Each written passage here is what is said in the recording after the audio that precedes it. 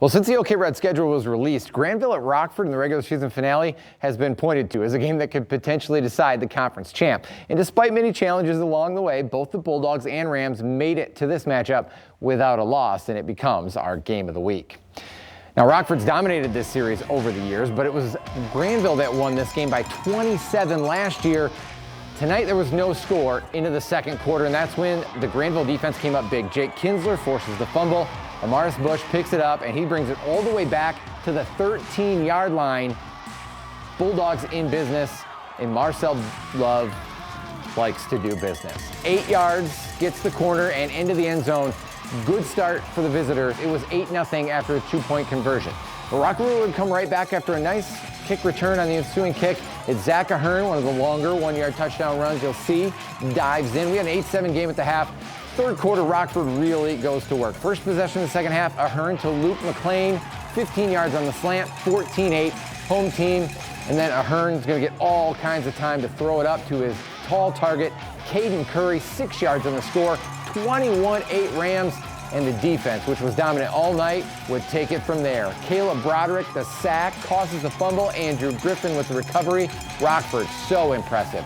28-8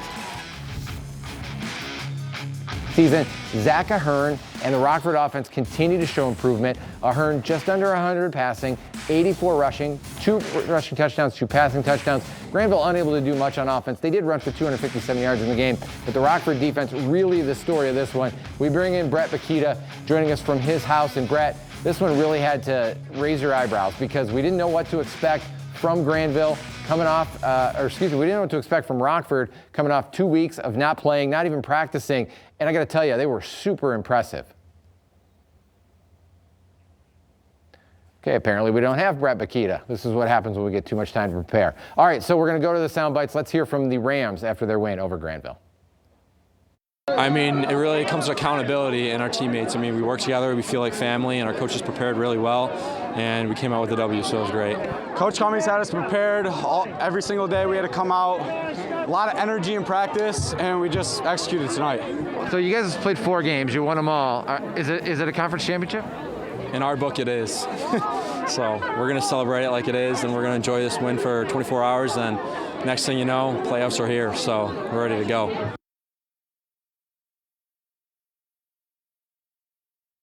Hey, Brett, there you are.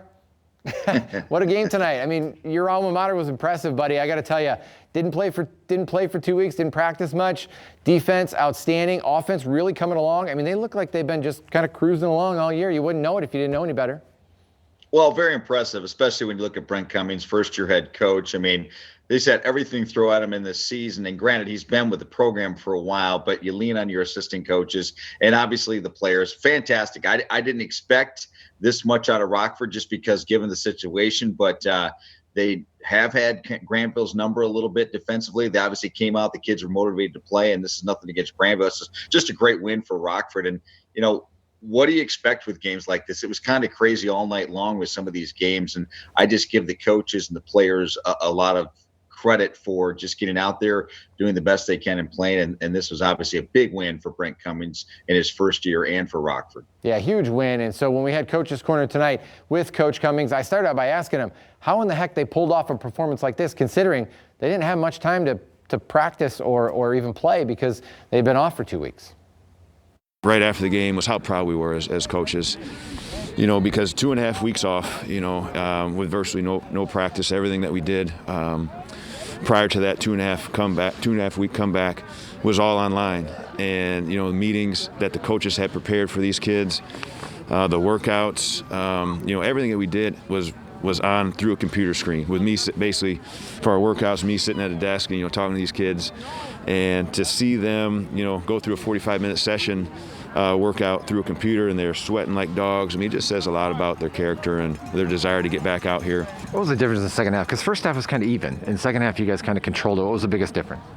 You know, the kids believed in the training that we had, and, you know, they started to think, yeah, you know what, this stuff, that the way that we worked, they felt proud. I know these kids, you know, prepared on their own a little bit outside, and I think they just had a belief that what they had engaged in over the 2.5 weeks was working, and they knew that, okay, those sacrifices they made was going to pay off in the second half.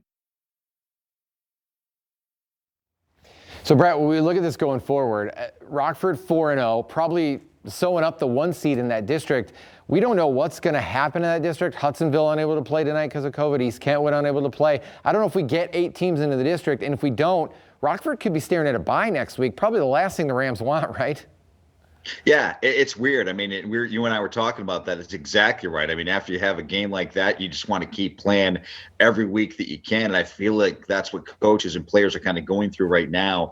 And the crazy thing about this, if people are wondering, because the OK Red just kind of a mess with the schedule and what happened, it'll actually be, from what I understand, the athletic directors getting together to kind of decide what they do with this conference championship. Because yes, Rockford's unbeaten, but they haven't played as many games as other teams.